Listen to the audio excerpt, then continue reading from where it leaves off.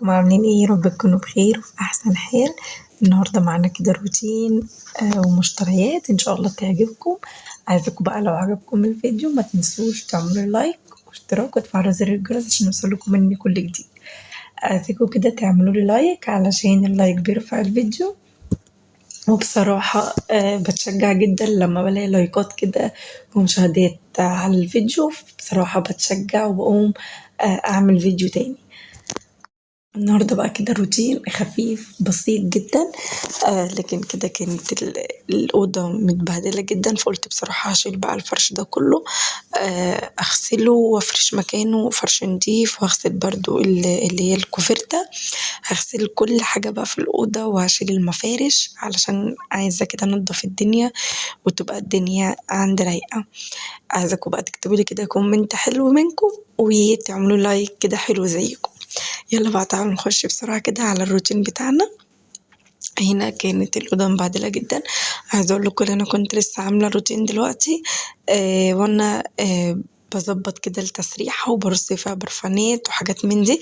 فلسه عاملة لكم روتين واتشجعت وعملت الروتين التاني عشان إن شاء الله كده لما أنزلهم لكم ألاقي ده منكم ولايكات ومشاهدات كده، وإن شاء الله كده الفيديو يعجبكم.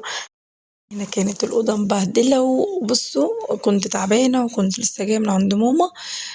كنت طبعا بروق هناك ومروقة وكده، وجبت بعض وجيت فلقيت اما جيت الشقة متبهدلة زي ما انتوا شايفين. نمت وصحيت الشقة اتقلبت. وأول بصراحة كده أما بقول أنا هقوم أعمل حاجة فبلاقي الشقة عليها وطي عليه بقى. بلاقي معرفش يعني مثلا لو الدنيا بتبقى هادية شوية، أول ما أقوم كده وأطلع مثلا الشنط اللي هرصها أطلع أي حاجة كده من الشنط، فبلاقي الأوضة اتقلبت. بصوا ملهاش كبير. بجد الترويق ده ملوش كبير ولا الغسيل كتير. عايزة اقول لكم كنت الثبت بتاع الغسيل غسلت كل الغسيل اللي فيه. لازم قبل ما انام يكون في غير للولي فوطة اي حاجة كده، بس اهم حاجة ان ال الثبت ما يباتش فاضي. هنا بصوا لسه السماعة دي جايبينها ما بلعش اسبوع. لولي قامت قطعها، مش عارفة هي قطعتها 6 حتت يعني. اللهم صل وسلم وبارك عليك يا رسول الله. هنا هنا أنا بمنتج لكم الفيديو وكانت الساعة 8 الصبح، كنتش لسه نمت فقلت أمنتج الفيديو وبعد كده أنام. هنا عشان المفارش برضو هغسلها، قلت أسيب كده الجو حر الجو حر أهو كده على الكومود وأخلي. عايزة أقول لكم بجد والله أنا كنت عايزة أشيل السجاد أغسله وهفرشه إن شاء الله إن شاء الله لو لنا عمر كده على الشتا. إني لأ أنا ساعات مثلا بقعد هنا ساعات بقعد عند ماما، فبقول والسجاد كده مش عاجبني، لأ مش عاجبني. عارفين لو ما كانش السجاد تقيل، أنا بصراحة كنت مسكته وغسلته على طول لأن أنا بحب غسيل السجاد وكده. لكن السجاد عندي تقيل وكبير فبيتعبني جدا بقى بالذات يعني. لما بيتبل أكتر يعني لما بيتبل بيتعبني أكتر. فهو يعني من غير ما يجي على مية وهو تقيل جدا، ما بالكوا بقى لما بيتبل فبيتقل جدا. أنا قلت بفكر يعني أنزلهم أغسلهم. أنا كنت هبعتهم يعني الدركلين، قلت أغسلهم هناك وكده وأشيلهم بالاسترتش بتاعهم ملفوفين على الشتا إن شاء الله أفرشهم يعني. بس برضو مش عارفة محتارة والله، أقول لأ أسيب الدنيا كده تبقى إيه، أسيب السجاد الدنيا تبقى هادية كده. لما بشيل السجاد بحس إن الشقة عايمة. عارفين اللي هي يعني مهما تروقي فيها هي عايمة، لكن السجاد كده بيحكمها وبيلمها. فأنا محتارة بقى حاليا كده. أنا كنت عايزة أشيله أودي الدركلين ويتغسل وألفه زي ما هو كده وأشيله في أوضة الأطفال. وأما يجي الشتا بقى أبدأ بقى إيه أمسح وأفرش بقى على دخلة الشتا. فلسه بقرر في المعركة اللي أنا هعملها. لأن لو السجاد اتشال فهي الشقة اتقلبت، فلسه بفكر في الموضوع دوت، باخد رأي الآخرين هي أعمل كده ولا ما أعملش، لأن أنا يعني مترددة في الموضوع، مترددة إن أنا بصراحة أشيله أغسله ولا أسيبه قبل الشتا كده بأسبوعين كده أغسله، مش عارفة. هشوف هعمل ايه بصراحة، مش مركزة هنا بقى. خلاص روقت كده، غيرت طقم السرير و برضو مش عايزة امسحها لان انا لسه مسحها بقاليش اسبوع، ما يعني نضيفة يعني بصراحة. فقلت كده اعملها بالمكنسة والدنيا زي الفل، وشلت المفارش. عايزة اقول لكم نسيت اشيل المفرش ده بس هيتشال. شلت كده، بصوا الدنيا هادية ورايقة. وشلت المفرش قلت اغسلها ورصيت كده التسريحة، هتشوفوها في الفيديو إن شاء الله اللي أنا هنزله لكم. رصيتها كده، حطيت برفانات جديدة وقلت أوريها لكم بالمرة. بس كده، وده كان الفيديو بتاعي. عايزة لو عجبكم الفيديو ما تنسوش تعملوا لي لايك وكومنت حلو منكم، حلو زيكم كده. خلاص كده، ده كان شكل الغرفة هادية والدنيا كده مريحة. خلاص كده أنا أقفل بقى النور والكلام ده وهنام. حطيت بقى هنا حطيت الغسيل، الملاية الكوبرتا اللي هي اللي انا كنت بتغطى بيها. فقلت برضو هاخدهم كده دورة كده بسيطة 40 دقيقة، هم نضاف ما مش حاجة. بس انا قلت يعني عشان الحر والكلام ده، قلت احطهم 40 دقيقة كده على طول. وخلاص كده خلصت غرفة النوم وغسلت الغسيل بتاعها وهنشر، ومش هيبقى فيه كده خلاص اي حاجة تاني.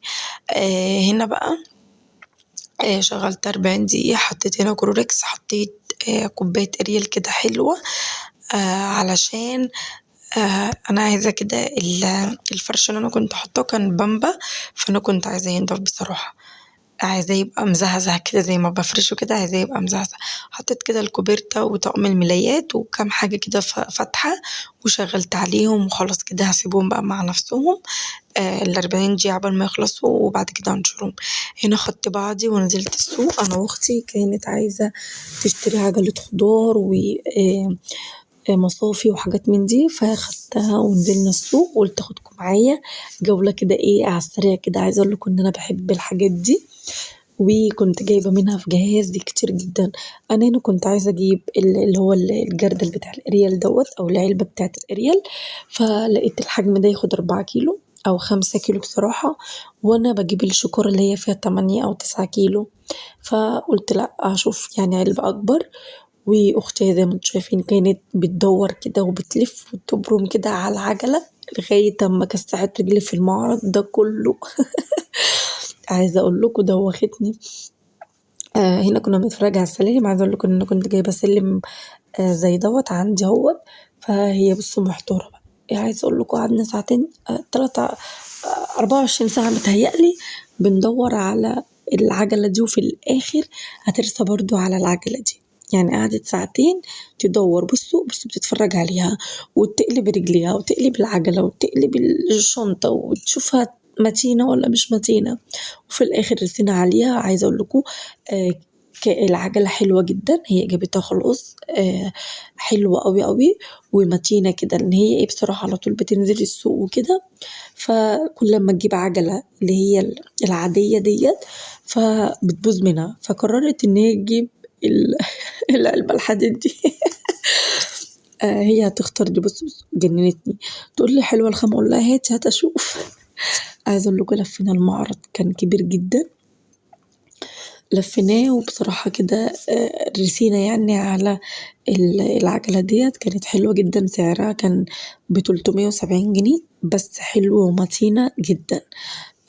والصندوق بتاعها حلو وياخد حاجات كتير. بس كده اخترنا بقى العجلة. وبصوا جننتني. يا حبيبتي ما كانتش عجلة يا قلبي. خلاص خدت العجلة، وهنا هي هنا مش بتجرها اللي هي ماشية، لأ هي بتشوفها حلوة ولا لأ. هنا طبعا هي كانت بقى اللي هي بقى بتتكلم بجد، وانا بقى بتكلم بهزار ان انا عايزه اضايقها في يعني هي عايزه بجد الكلام وانا كنت بضيقها. هنا رحنا بقى نشوف عايزه اقول لكم الدولابات ديت هي بلاستيك بس نوع حلو جدا، وسعرها 800 جنيه 900 جنيه حاجه زي كده. عجبني ال الترابيزة ديت بالكرسي للولي ان شاء الله، ان شاء الله كده لما تخش الحضانة بقى اجيب لها تذاكر عليها.